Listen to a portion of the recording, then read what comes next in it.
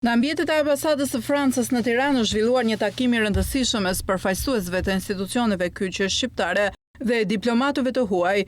Në qendër të diskutimeve ka qenë procesi zgjedhor në Shqipëri dhe masat për të garantuar integritetin e tij si dhe forcimi i përpjekjeve për të luftuar krimin elektoral.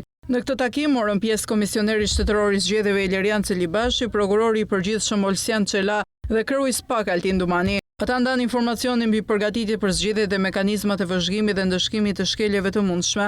Gjithashtu të pranishëm ishin ambasadorët e vendeve kryesore partnere të Shqipërisë, përfshirë Francën, Gjermaninë, Holandën, Austrinë, Italinë, Zvicrën, Britaninë e Madhe dhe Shtetet e Bashkuara të Amerikës. Në takim mori pjesë edhe përfaqësuesi i Bashkimit Evropian si dhe kreu i misionit të vëzhguesve të ODIHR, Lamberto Zanier. Diskutimet u përqendruan në rëndësinë e organizimit të një procesi zgjedhor të lirë, të ndershëm dhe të pandikuar nga elementet kriminal, palë theksuan domosdoshmërinë e bashkëpunimit ndërinstitucional dhe ndërkombëtar për të parandaluar dhe ndëshkuar çdo formë të manipulimit të votës apo intimidimit të votuesve.